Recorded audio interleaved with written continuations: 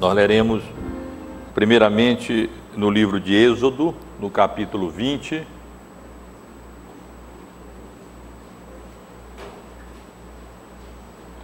Livro de Êxodo, capítulo 20, apenas o verso de número 12.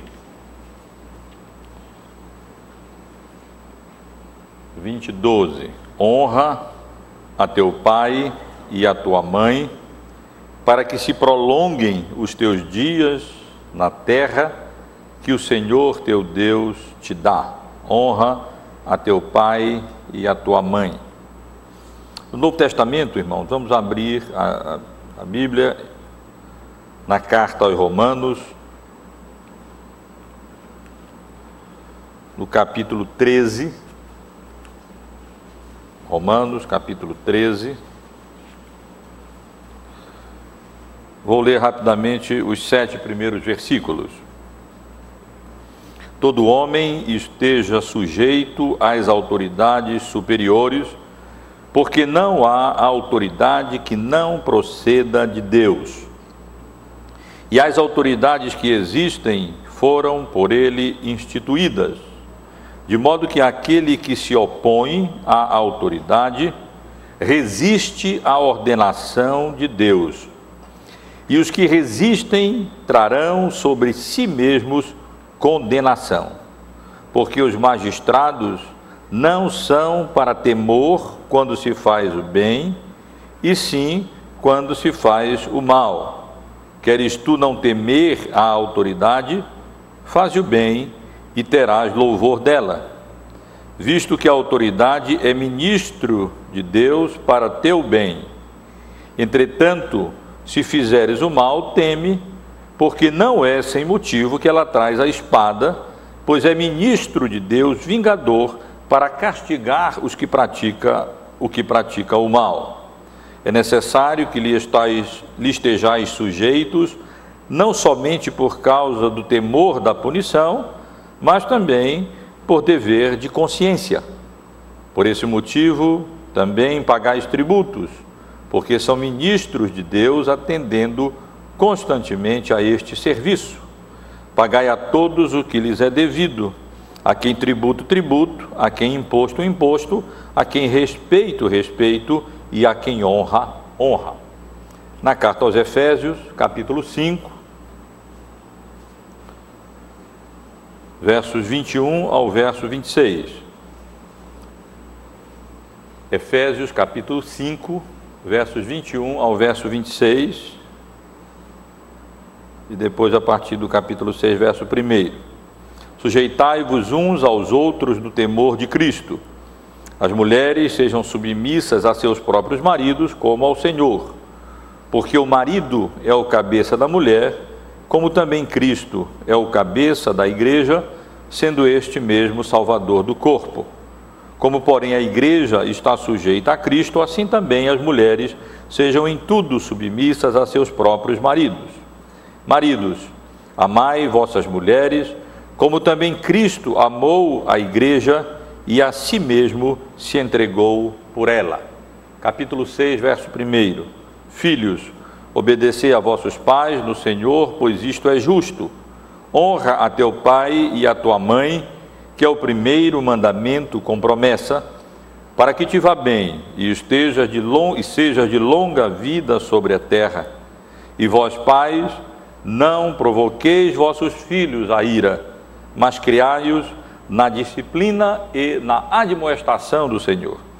Quanto a vós outros, servos, obedecei a vossos senhores segundo a carne, com temor e tremor, na sinceridade do vosso coração, como a Cristo, não servindo à vista, como para agradar a homens, mas como servos de Cristo, fazendo de coração a vontade de Deus, servindo de boa vontade como ao Senhor, e não como a homens, certo de que cada um, se fizer alguma coisa boa, receberá isso outra vez do Senhor, quer seja servo, quer livre. E vós, senhores, de igual modo procedei para com eles, deixando as ameaças, sabendo que o Senhor, tanto deles como vosso, está nos céus, e que para com eles não há acepção de pessoas. Quero ler apenas um verso, irmãos, na carta aos Hebreus, no final da carta, no capítulo 13, apenas o verso de número 17. Hebreus 13, 17. Obedecei aos vossos guias e sede submissos para com eles, pois velam por vossas almas como quem deve prestar contas, para que façam isto com alegria e não gemendo, porque isto não aproveita a vós outros. E finalmente, em 1 Pedro, capítulo 5, os versos de 1 a 3. 1 Pedro, capítulo 5, versos 1 a 3. Rogo, pois, aos presbíteros que há entre vós, eu, presbítero como eles, e testemunhas dos sofrimentos de Cristo, e ainda coparticipante da glória que há de ser revelada. Pastoreai o rebanho de Deus que há entre vós, não por constrangidos, mas espontaneamente, como Deus quer, nem por sorte da ganância, mas de boa vontade, nem como dominadores dos que vos foram confiados, antes tornando-vos modelos do rebanho. Meus irmãos, eu quero dar continuidade ao estudo que estamos realizando aos domingos pela manhã. Domingo passado esse estudo foi interrompido, porque eu não me encontrava aqui. Eu estive em Belo Horizonte pregando na primeira igreja presbiteriana lá, por ocasião do aniversário da igreja, mas hoje quero retomar o nosso estudo sobre as decisões humanas e a vontade de Deus. Esse é o tema que estamos considerando juntos, buscando compreender, à luz da palavra de Deus, como é que nós, como crentes, devemos orientar as decisões, várias decisões, nas várias áreas da vida, que nós cotidianamente precisamos tomar. Irmão, lembram que nós estudamos o assunto de uma perspectiva negativa, procurando ressaltar as abordagens que não refletem o ensino bíblico, porque, ou por um lado, tratam do assunto meramente através de uma abordagem materialista, humanista, como se tudo dependesse de nós e tudo dependesse da nossa apenas avaliação das circunstâncias, e por outro lado rejeitamos a abordagem que procura adivinhar qual seria a vontade de Deus, para assim orientar as decisões a serem tomadas. E estamos investigando agora positivamente o que é que a palavra de Deus nos ensina acerca desse assunto. Nosso propósito é muito prático. Nós queremos, com a graça de Deus, viver a vida de maneira agradável a Ele. E viver a vida de maneira agradável a Deus implica em diariamente estarmos tomando decisões sábias diante de Deus. Como eu vi aqui com os irmãos em domingos anteriores, a abordagem bíblica, ela se fundamenta no conceito bíblico de sabedoria, como sendo a aplicação dos princípios bíblicos e suas implicações às questões diárias da vida. O crente, com a graça de Deus, à medida que ele avança na vida cristã e conhece o ensino da palavra de Deus, ele então vai se tornando sábio nesse sentido de ter habilidade e cada vez mais capacidade para, conhecendo aquilo que a Bíblia ensina, os princípios da palavra de Deus e as devidas implicações desses princípios bíblicos,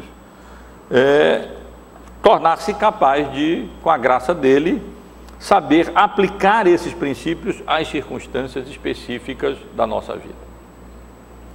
Esse é um conceito fundamental e bem distinto da abordagem mística que nós estivemos considerando, que trata desse assunto de uma maneira mais ou menos mágica e automática. Nós simplesmente procuramos de alguma maneira através da qual as pessoas procuram de alguma maneira simplesmente adivinhar qual seria a vontade de Deus, de alguma maneira mística, utilizando-se de qualquer metodologia, seja ela pagã, carismática ou evangélica, no sentido de adivinhar ou descobrir, como se fosse a vontade de Deus, que nós dirigíssemos a nossa vida, tomando as nossas decisões diárias, através de conhecimentos prévios de qual seria a vontade de Deus específica para orientarmos as nossas decisões na vida. O contrário disso, segundo a Bíblia, a sabedoria clama dos céus e nos compete construir a nossa vida alicerçada na palavra de Deus, no conhecimento da palavra de Deus, de tal maneira que com a graça dele e o Espírito de Deus habitando no nosso coração, nós possamos crescer na capacidade no conhecimento bíblico, no conhecimento das verdades que a Bíblia revela, dos princípios que a Bíblia ensina, para assim aplicarmos de maneira sábia esses princípios à nossa vida. No momento, nós estamos tratando da vontade de Deus, daquilo que a Bíblia ensina sobre a vontade de Deus. Tratei do assunto, primeiro, como a Bíblia trata também, considerando a vontade de Deus da perspectiva daquilo que nós chamamos de vontade decretatória de Deus. Tudo o que acontece no universo acontece de acordo com a vontade soberana ou decretatória ou eterna de Deus. Esse é um tipo da vontade de Deus. Nada acontece no mundo que não seja da vontade de Deus, ou volitiva, como nós chamamos na teologia, aquilo que expressa o desejo, aquilo que Deus realmente deseja, ou de maneira apenas permissiva, aquilo que não representa o desejo de Deus, mas que estão nos decretos e nos planos eternos de Deus, de maneira permissiva, porque de um modo ou de outro contribuirá para a glória dele e para o louvor do seu nome.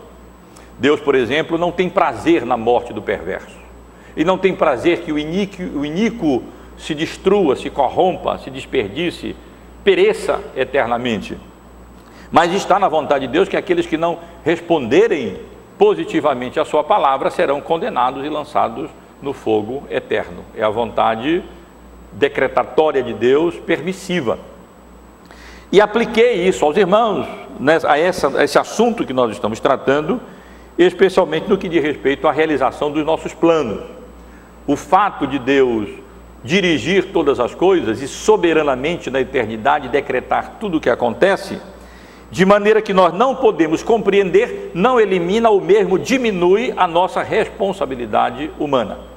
E nós devemos planejar, sim, devemos ser previdentes, devemos fazer todas as coisas de maneira mais sábia possível, e envolve isso planejamento, mas sempre lembrando como Tiago nos ensina, se Deus quiser, se for a vontade de Deus. Em outras palavras, nossos planos e nossas decisões devem estar debaixo da vontade soberana de Deus, sempre submissos àquilo que é a vontade de Deus, e nós não conhecemos qual é a vontade de Deus.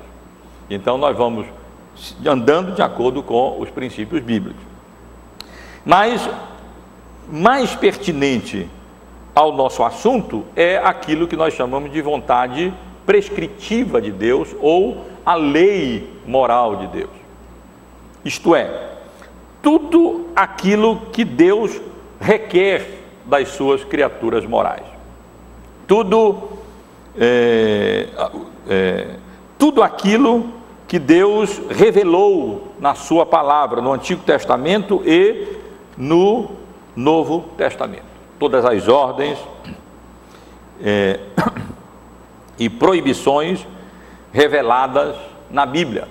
Por isso, eu adianto aos irmãos que quem espera resolver esse assunto de uma maneira muito prática, muito simples, através de 2 ou 3 ou 4 regrinhas, certamente se decepcionará, porque não é esse o ensino bíblico. As nossas decisões serão mais sábias ou menos sábias, não simplesmente pela aplicação de 2 ou 3 leizinhas rápidas ou regrazinhas rápidas, bem de acordo com os nossos dias, em que a gente simplesmente aperta um botão e consegue alguma coisa, mas na realidade isso não é assim.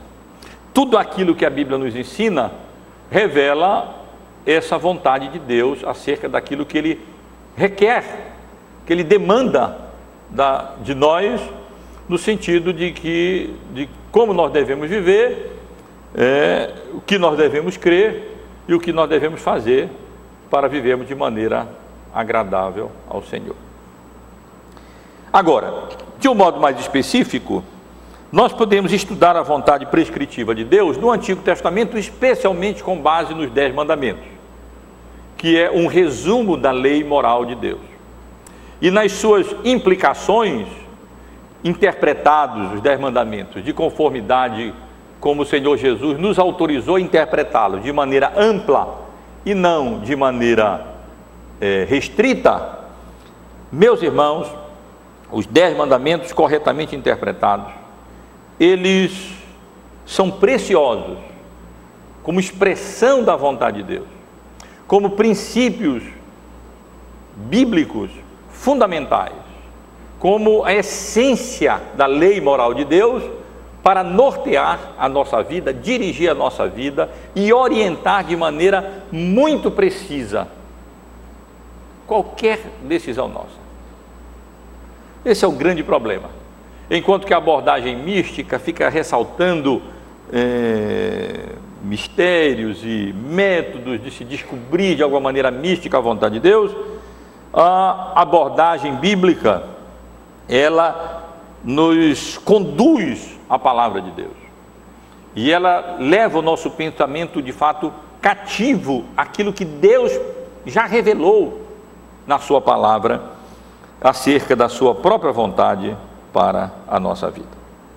E meus irmãos, no domingo retrasado, já que no domingo passado não estivemos aqui, eu estive considerando com os irmãos um exemplo dessa relação da lei moral de Deus, dos 10 mandamentos, com essa questão das decisões. Eu considerei com os irmãos o primeiro mandamento apenas, e ressaltei como esse mandamento é significativo e, através dele, nós podemos orientar as decisões importantes que nós temos a tomar na vida. Lembram? Vamos perguntar quando temos a tomar decisões com relação ao nosso trabalho, casamento, atividade profissional, onde vamos morar, tantas questões importantes que precisamos tomar na vida.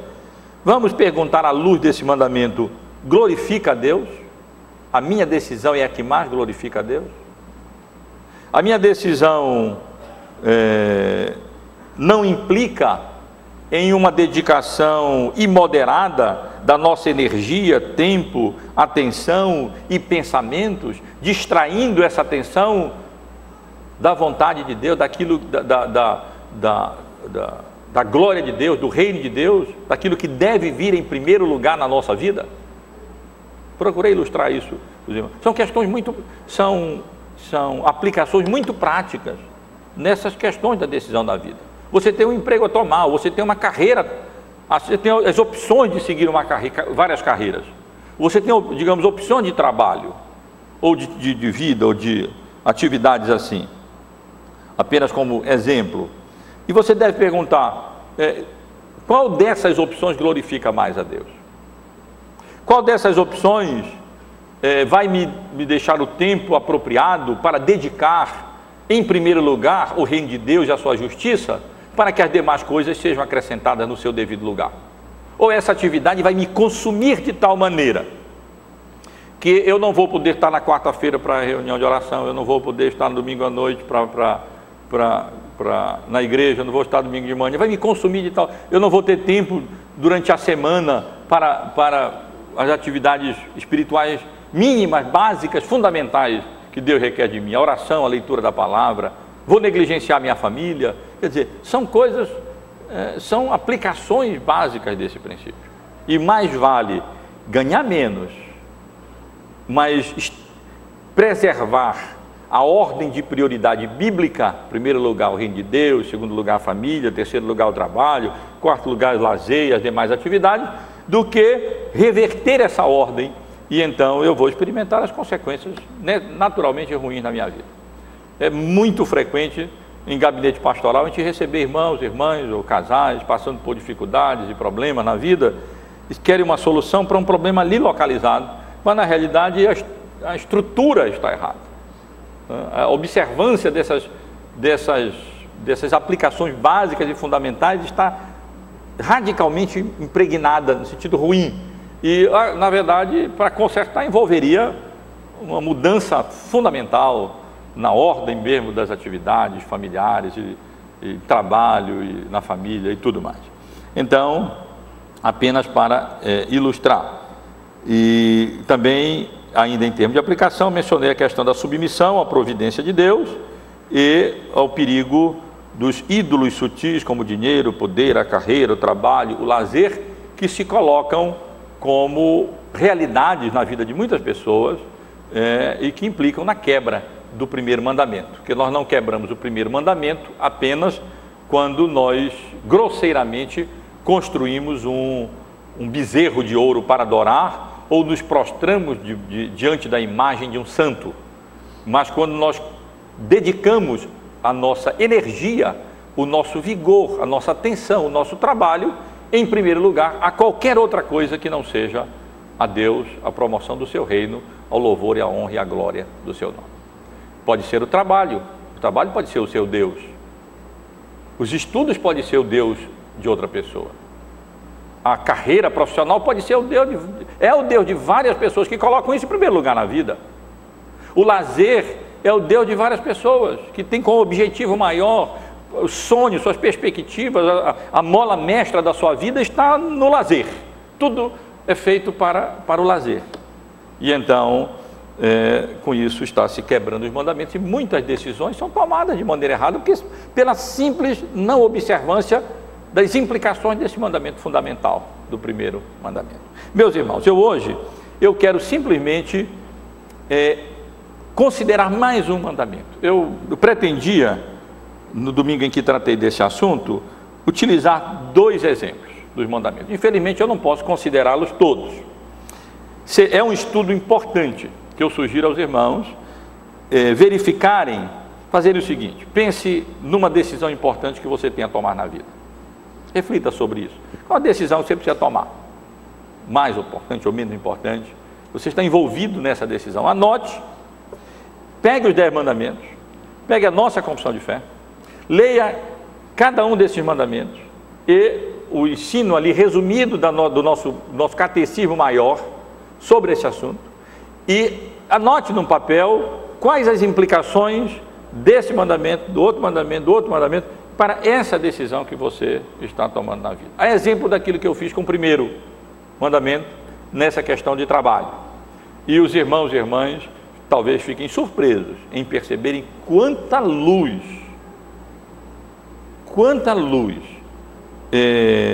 esses mandamentos nas suas implicações lançam sobre as nossas decisões.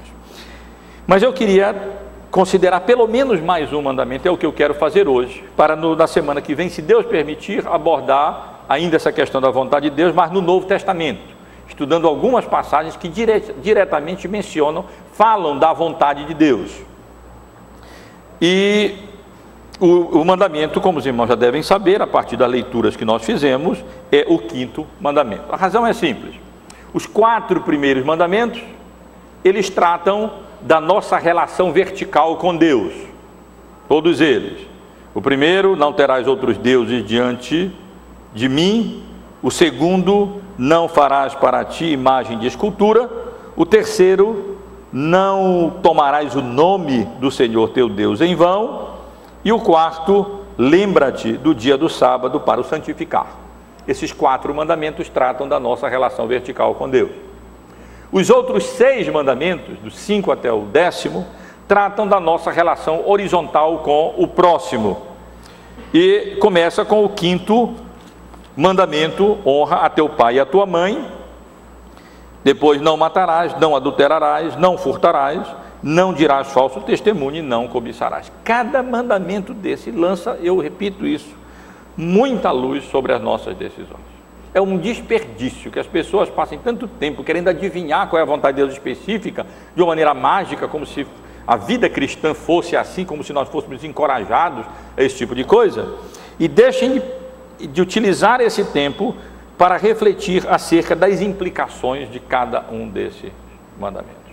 E já sugeri aos irmãos, nosso Catecismo Maior é precioso para nos ajudar a interpretar de maneira apropriada as implicações desses mandamentos. Aí o que compete a nós é aplicar esses mandamentos e essas implicações a essa ou aquela questão que os irmãos devem até fazer de maneira prática em questões que estão precisando tomar decisões na vida.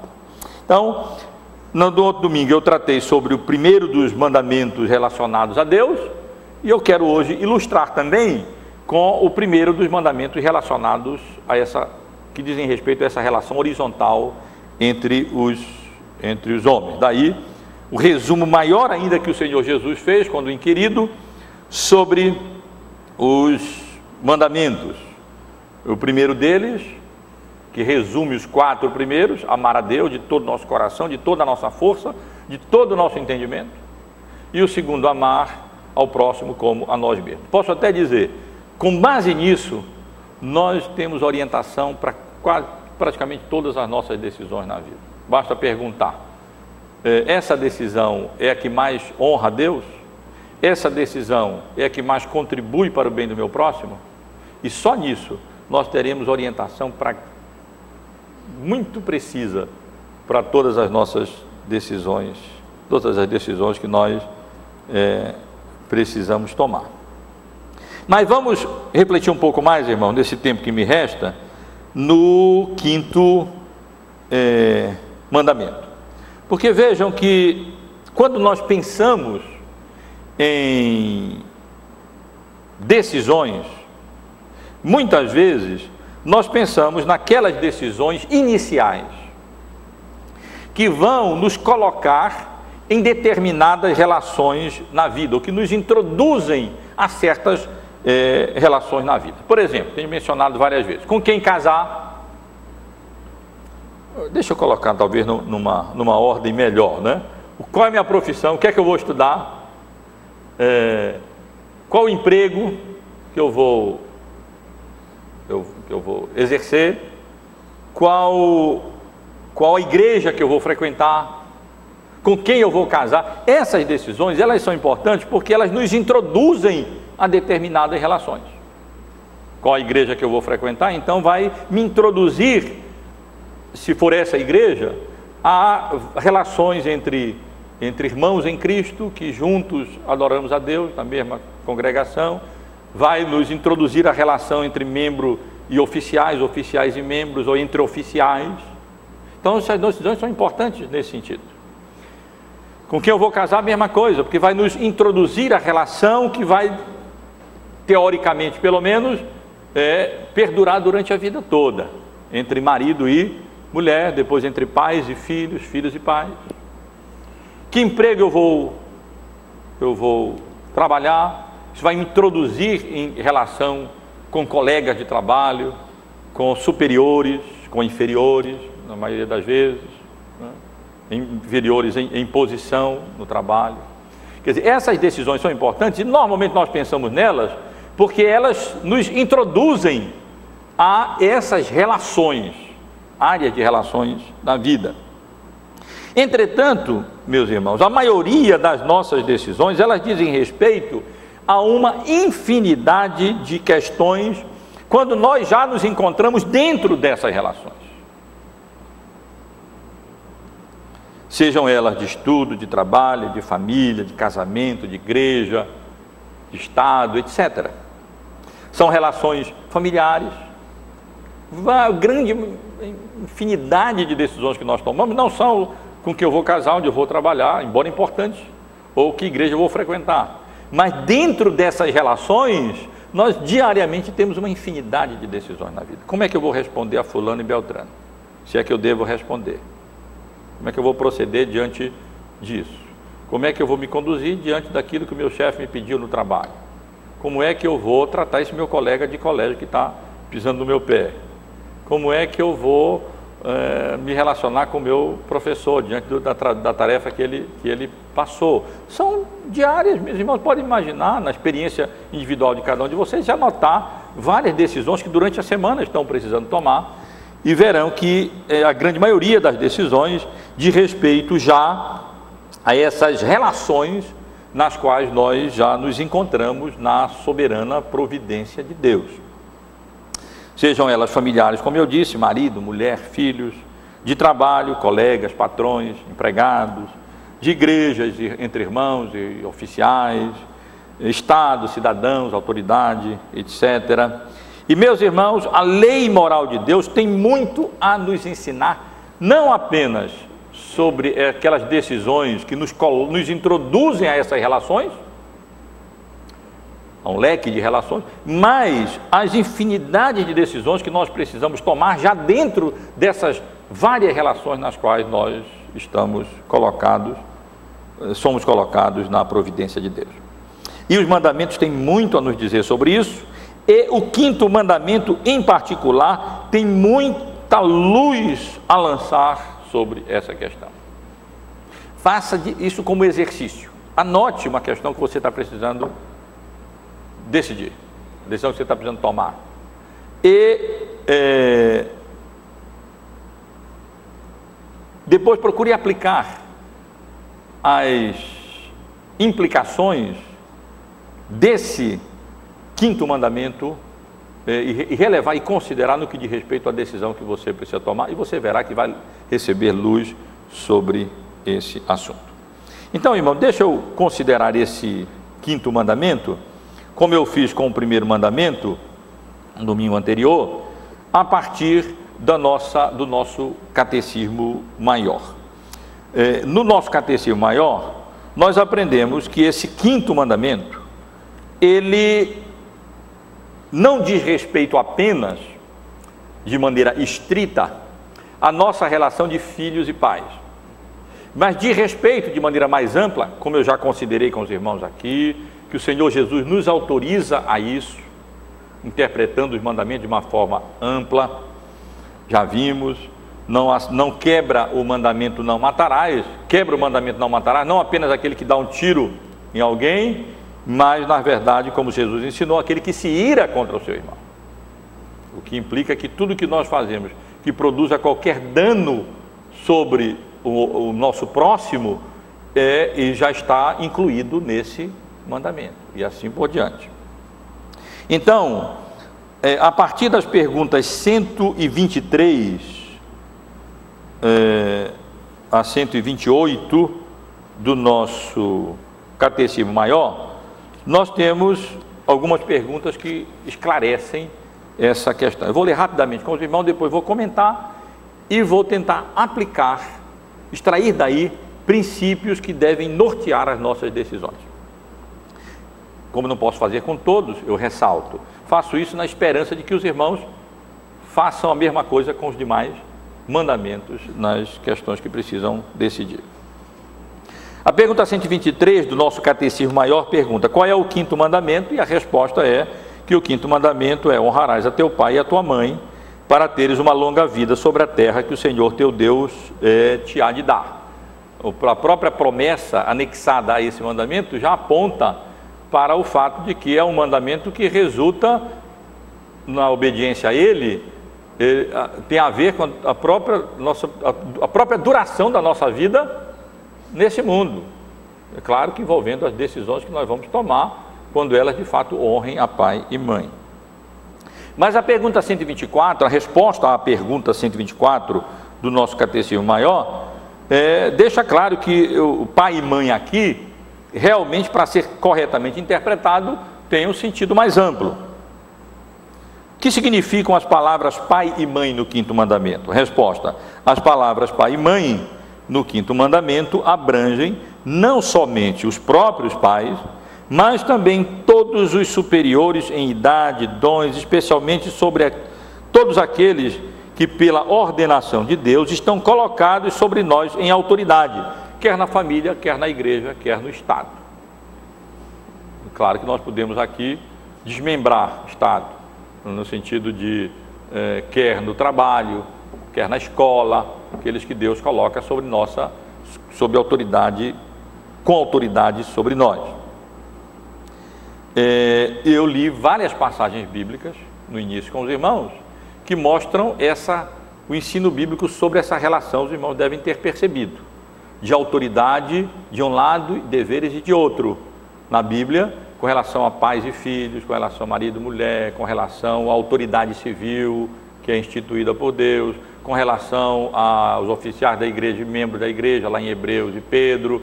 Cada uma daquelas passagens aponta para o ensino bíblico acerca de uma dessas relações, que de fato nos autoriza a interpretar pai e mãe aqui, não no sentido literal, no sentido apenas de pai e mãe, mas no sentido de que nós devemos honra não apenas a pai e mãe, mas nós devemos honra a todos aqueles que Deus coloca sob autoridade, que constitui como autoridade sobre nós nas várias áreas da vida. A Bíblia ensina isso com muita clareza e não há necessidade de demonstrar isso para os irmãos. Eu penso que a leitura que eu fiz no início é suficiente.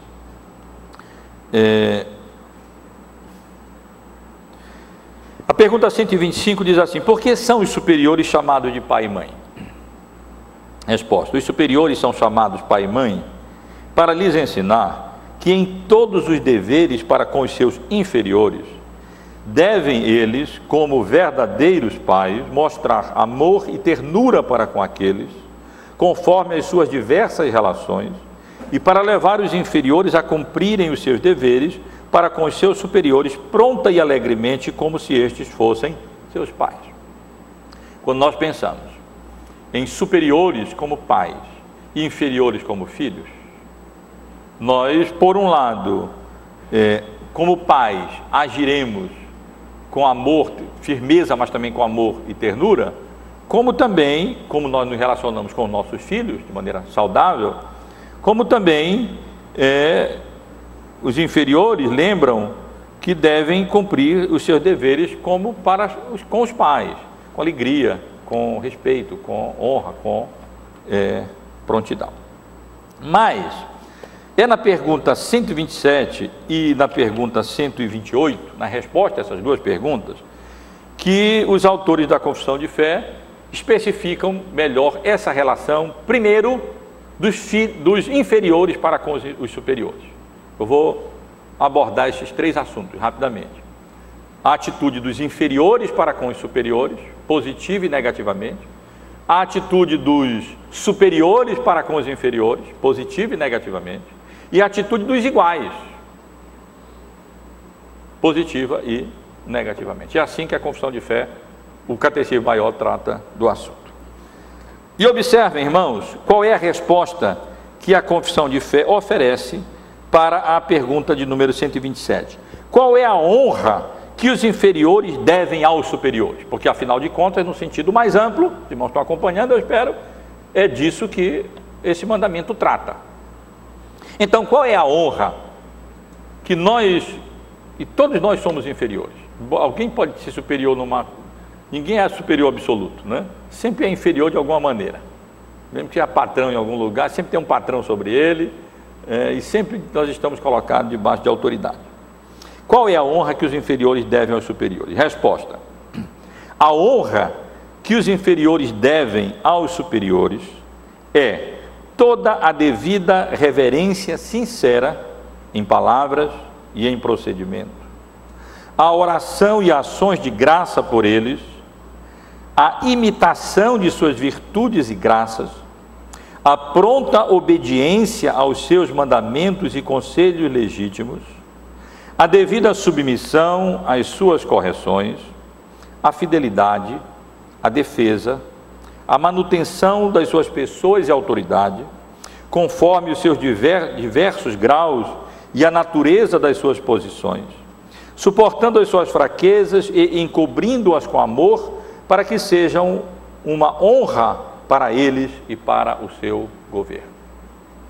Em outras palavras, meus irmãos e irmãs, na resposta a essa pergunta, os autores do Catecismo Maior nos ensinam que nós inferiores devemos aos superiores reverência, oração e gratidão, imitação, obediência, submissão, fidelidade, defesa, manutenção, suporte e até encobrir, na medida do que é razoável, as faltas para o bem deles e para a honra deles, ao invés de propalar essas faltas para denegrir mais a situação deles. E na pergunta de número 128, o assunto é tratado de modo negativo.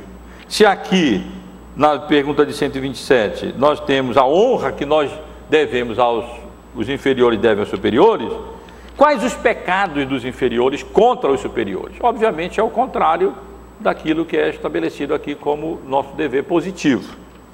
Resposta: os pecados dos inferiores contra os seus superiores são toda a negligência dos deveres exigidos para com eles, a inveja, o desprezo, a rebelião contra suas pessoas e posições, em seus conselhos, mandamentos e correções legítimos. E, obviamente, tudo isso pressupõe uma legitimidade em cada âmbito de ação. Há pouco tempo, no casamento, eu procurei ressaltar essa questão. O marido, a esposa deve submissão ao marido na condição de marido, não é? O marido não é pai e nem é senhor da esposa.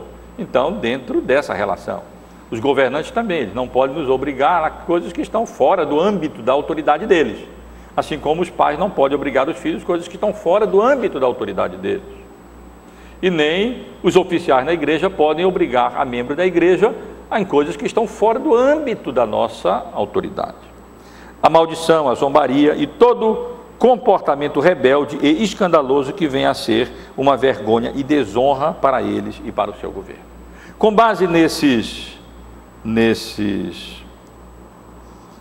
observações ou nessa interpretação acerca das implicações positivas e negativas, amplas, desse quinto mandamento, honra teu pai e a tua mãe, no sentido de honra à autoridade, como especificado aqui, nós podemos fazer algumas perguntas específicas no que diz respeito às nossas decisões, orientados por essa questão. Então, a questão é: você é um inferior? Todos somos, né? Você é um aluno? Então tem professores. Se você é professor, você tem direção na escola. Você é direção, também você tem pessoas a quem prestar conta. Você é cidadão, você tem governo. Você é filho, você tem pais. Você trabalha, você é um empregado, você tem patrões superiores sobre você. E várias questões, decisões importantes na vida, os irmãos sabem disso. E eu sei, na minha vida, e sei como pastor também, porque talvez um pouco mais que os irmãos num certo sentido, porque eu tenho também a experiência de vários irmãos que vêm a mim e trazem problemas relacionados a essa questão de relacionamento em várias áreas da vida com inferiores, ou filhos com pais, ou empregados com os seus patrões lá no emprego. Como esse mandamento orienta inferiores? Eu sugeriria que, fazendo 3 perguntas de um modo geral. Primeiro, na decisão que você tem a tomar nesse tipo de relação, se envolve esse tipo de relação de inferior para superior, pergunte o seguinte: qual decisão, primeiro, é a que mais reverencia e honra o seu superior, ao invés de desonrá-lo? Você é aluno? É. Você tem decisão a tomar? Tem. Você tem 2 opções, de reagir ou de agir, ou 3. Quais dessas 2 ou 3 ou 4, sei lá quais forem, honra mais o seu superior, seu professor? Você é filho? É. Está tendo alguma decisão a tomar que envolve essa relação de inferior para com superior, com seu pai, com seus pais, ou responsáveis? Quais das opções de decisões que você tem honra mais o seu pai ou a sua mãe? E por aí vai, nas várias áreas de atividade da vida. E você verá como isso resolverá muito problema. É difícil, porque nós geralmente não queremos ouvir o que precisamos ouvir e não queremos decidir muitas vezes o que precisamos decidir. Razão, a nossa natureza pecaminosa, que não se submete alegremente à vontade revelada de Deus. Mas essa é a vontade revelada de Deus. A nossa decisão é a que mais honra os nossos superiores, porque esse mandamento implica em honrar e fazer tudo para que os nossos superiores sejam honrados e sejam reverenciados. Em segundo lugar, faça essa pergunta: a sua decisão, qual das decisões, ou das opções, é a que demonstra mais obediência, submissão e fidelidade, ao invés de apontar para rebeldia, para rebelião, coisas dessa natureza? Você tem várias opções, como inferior, no trabalho. Qual dessas decisões é a que demonstra ou expressa mais obediência, mais submissão e mais fidelidade, em contraste com a decisão que vai expressar o contrário disso? Rebeldia, revolta, desobediência, infidelidade, coisas assim. Se essas duas opções, olhe, entre uma e outra, você já sabe o que escolher, orientar. Claro que há outras variáveis, né? Com essa decisão eu estou obedecendo mais o meu chefe, porque ele me mandou mentir e dizer que não era assim, quando na verdade é. Mas aí é claro que essa decisão vai ter que estar submissa a outra. Deus a autoridade que o seu patrão tem, ela é delegada por aquele que tem autoridade sobre os céus e sobre a terra.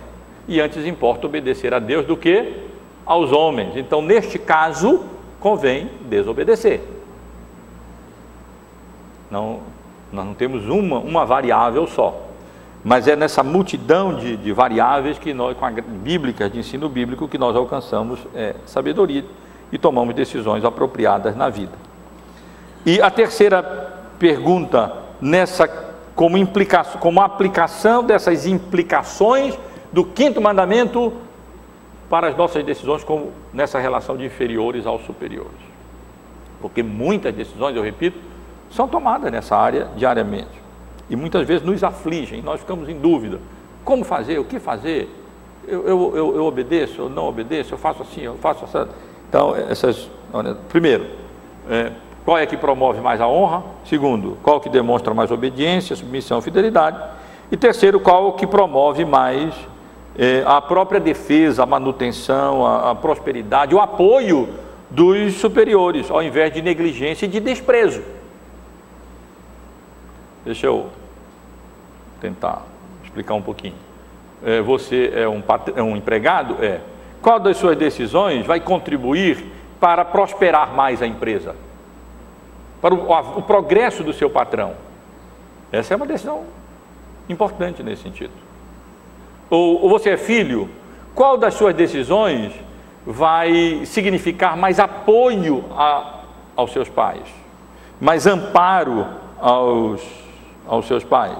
Lembrem do que diz aqui nosso catecismo maior: suportando as fraquezas, encobrindo com amor, fidelidade, defesa e manutenção das suas pessoas e autoridades.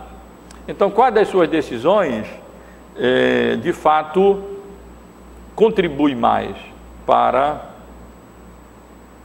assistir aqueles que estão, para contribuir para o progresso, para o bem mesmo dos seus superiores? Vamos pensar um filho. Um filho tem duas possibilidades de emprego. Ele pode, por exemplo, trabalhar onde está morando seu pai e pode assistir mais seu pai ou a sua mãe, idosos que precisam dele, ou ele pode ir para outra cidade onde ele não vai poder assistir, ajudar seus pais, mas só que na outra cidade ele vai ganhar mais. Mas só que ele não vai poder apoiar, assistir seus pais que precisam do apoio e da ajuda dele. Bom, eu não pensaria duas vezes entre essas duas possibilidades. Considerando só isso, é claro que é preferível aquela que eu posso socorrer e ajudar meus pais que estão precisando. Claro que há as outras variáveis que precisam ser levadas em consideração também, mas essa certamente é uma delas. Eu, como aluno na escola, eu vou perguntar: qual é das minhas decisões que vai promover mais a escola? Ou como membro da igreja, qual é das minhas decisões que vai promover mais a igreja, o reino de Deus, nesse mundo? Os inferiores sempre pensando nesse sentido com relação aos superiores. Irmãos, essas coisas lançam muita luz sobre as nossas decisões na vida. Mas deixa eu correr um pouquinho, porque essa relação não implica apenas nas decisões dos inferiores com relação aos superiores, mas esse mandamento implica nos deveres e obrigações dos superiores para com os inferiores. E as perguntas de número 129 e 30 apontam para os deveres e responsabilidade dos superiores para com os inferiores também.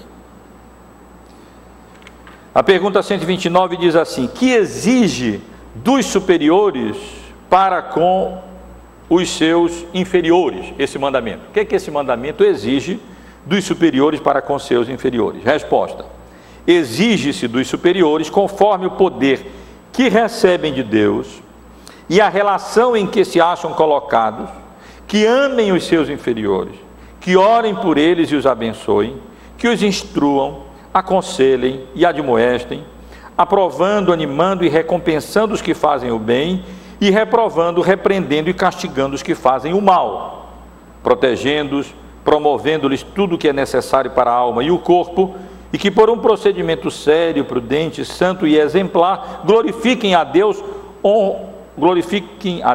honrem a si mesmos, e assim preservem a autoridade com que Deus os revestiu. A resposta a essa pergunta, o que é que esse quinto mandamento exige dos superiores para com os inferiores, pode ser resumida assim: amar, orar, abençoar, instruir, aconselhar, proteger por um lado e reprovar quando errar, ser exemplo para a glória de Deus e assim por diante. De maneira negativa, a pergunta de número 130 pergunta o seguinte: quais são os pecados dos superiores para com os inferiores? Agora abordando a questão de maneira negativa. E a resposta: os pecados dos superiores, além da negligência dos deveres que lhes são exigidos, são a ambição incontrolável, a busca desordenada da própria glória, repouso, proveito ou prazer, a exigência de coisas ilícitas ou fora do alcance dos seus inferiores, os seus inferiores poderem realizar, aconselhando, encorajando ou favorecendo-os naquilo que é mal, dissuadindo, desanimando ou reprovando-os naquilo que é bom. São erros. Corrigindo-os indevidamente, expondo-os descuidadamente ao dano, à tentação e ao perigo, provocando-os a ira, ou de alguma forma desonrando-se a si mesmos, ou diminuindo a sua autoridade por um comportamento injusto, indiscreto, demasiadamente rigoroso ou negligente. Irmãos, cada palavra aqui vale muito. Vale muito. Essas respostas não foram dadas por uma pessoa, foram anos e anos, 160 teólogos aproximadamente, e pastores refletindo como resumir da melhor maneira possível a interpretação desses mandamentos, e essas respostas valem ouro. Quem me dera ter uma boa memória para, com a graça de Deus, memorizar essas respostas, e elas são fonte de sabedoria e de direção para as decisões na nossa vida.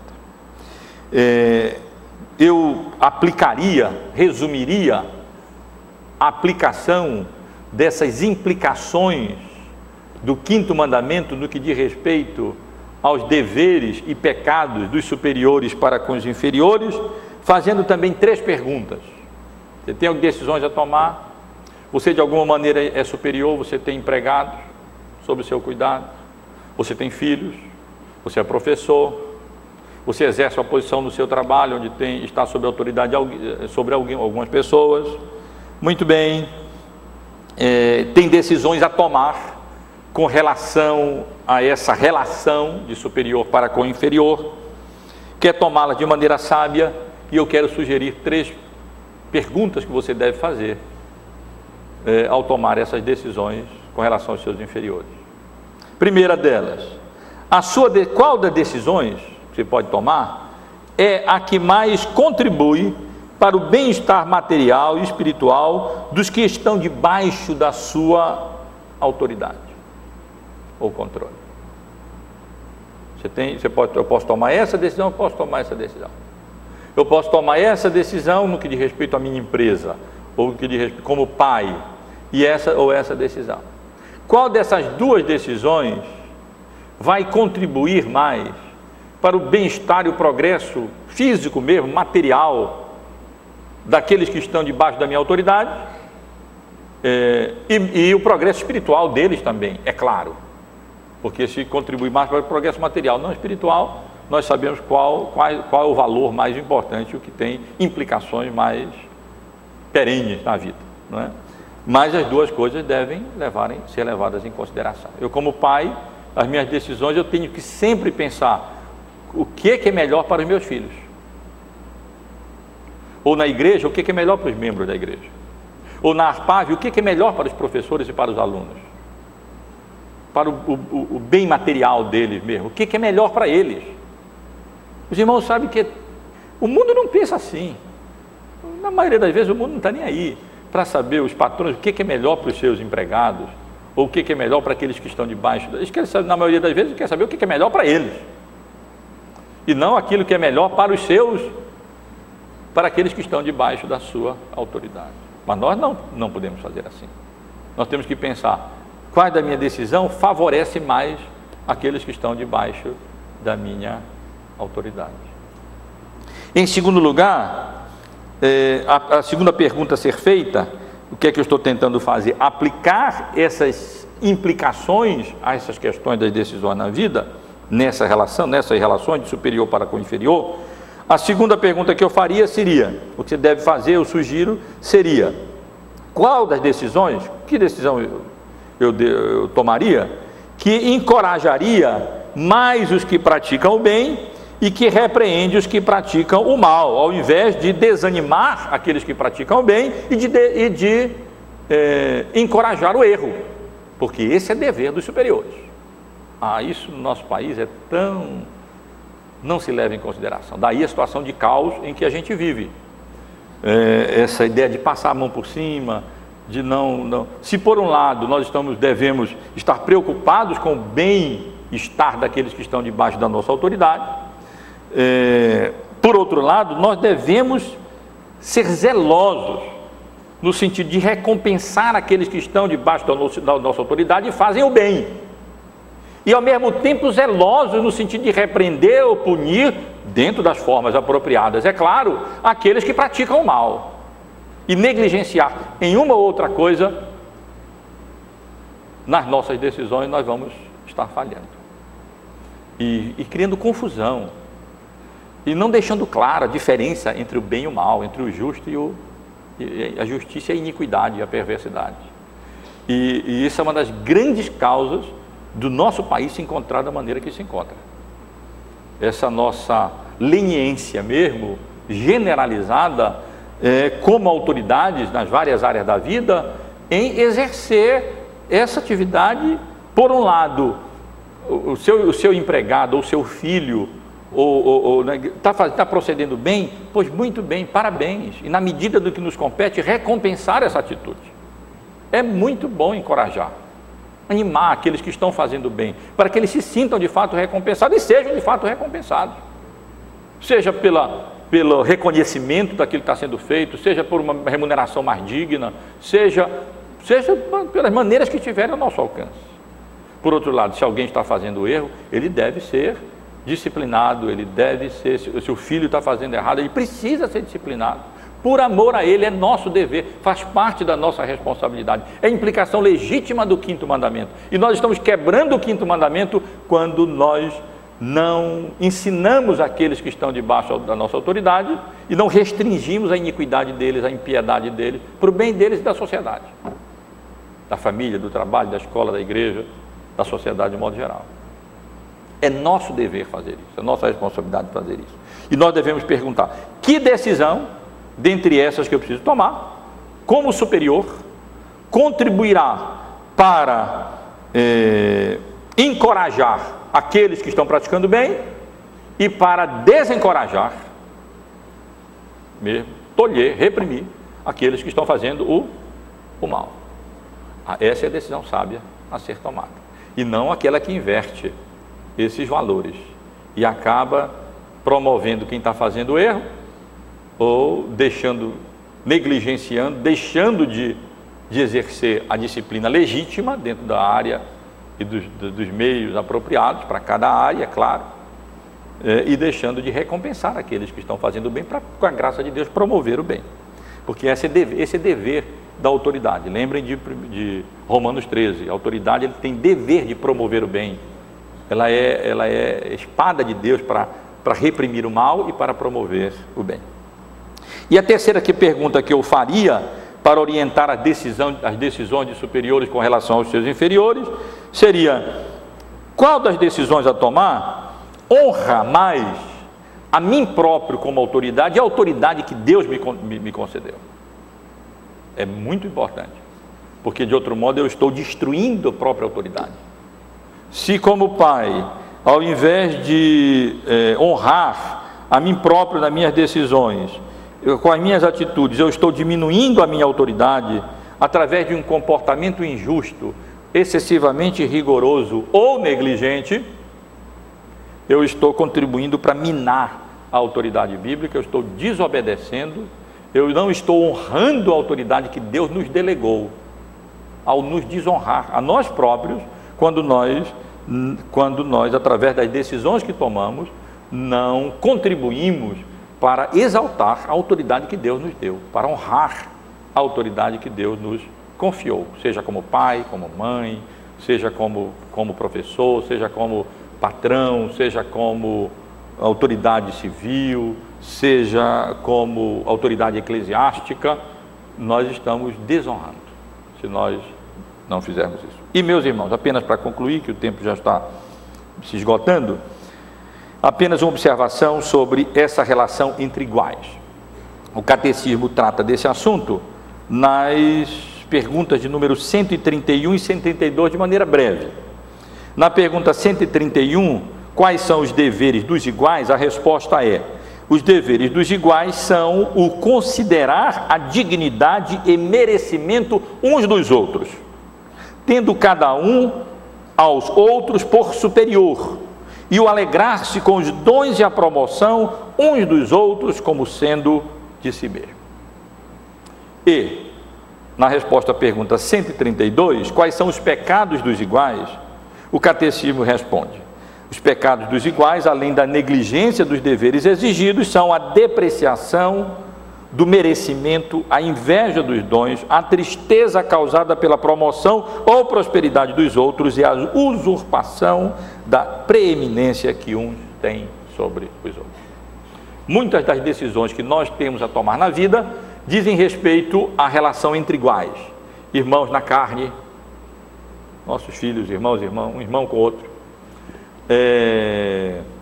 colegas de trabalho, colegas de ofício, concidadãos, vizinhos, então parentes, várias relações de iguais, e muitas das nossas decisões dizem respeito a essas relações entre iguais. E quais são as implicações desse quinto mandamento no que diz respeito a essas relações entre iguais?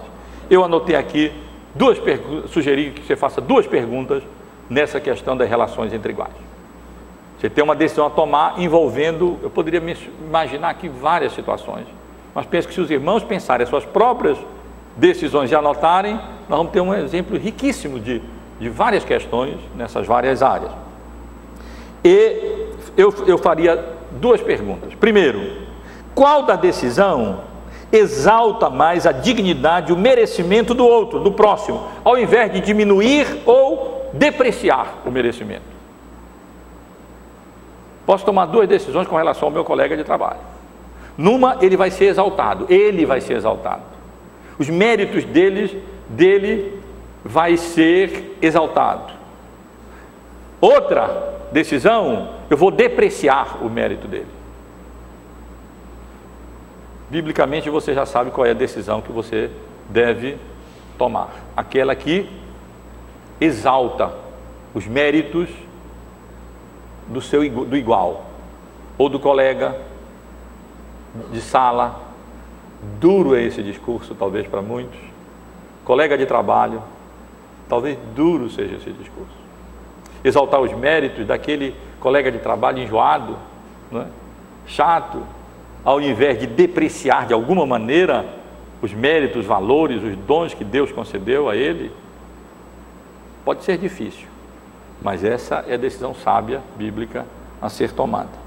E a segunda pergunta seria, qual decisão promove o bem material e espiritual dos outros, ao invés de usurpar a preeminência do outro? Não apenas os dons, mas qual da minha atitude vai, ao invés de eu usurpar para mim o benefício, a honra, a exaltação, vai promover mais o bem-estar, a honra e a exaltação do meu próximo. E se nós decidirmos de acordo com esses princípios, meus queridos irmãos e irmãs, nós teremos possibilidades de, com a graça de Deus, agir de modo agradável a Ele, honrar o nome de Deus e proceder de maneira correta e certa na vida. Eu oro muito, espero muito que os irmãos nesse momento possam estar percebendo de maneira bem cristalina a diferença dessas abordagens. A abordagem mística é muito tola, muito infantil. Ela não promove a nossa própria maturidade. Uma abordagem bíblica dessa natureza, meus irmãos e irmãs, nos torna crentes sérios, maduros, as nossas atitudes são corretas e apropriadas, e para o nosso próprio bem, bem daqueles que estão ao nosso derredor, nas várias circunstâncias em que a providência de Deus nos coloca nessa vida. Que Deus nos abençoe, nos conceda graça, e insisto sugerindo aos irmãos que têm decisões a tomar, que façam esse dever de casa, peguem as suas decisões, estude os mandamentos, vejam as implicações desses mandamentos de acordo com o nosso catecismo maior, que é riquíssimo nesse sentido. Reflita um pouco, como eu fiz durante a semana, e pense que implicações, que perguntas eu devo fazer no que diz respeito às minhas decisões com relação a essas implicações desses vários mandamentos. E eu quero sugerir que muita luz será lançada sobre o problema e sobre a decisão que você deverá tomar.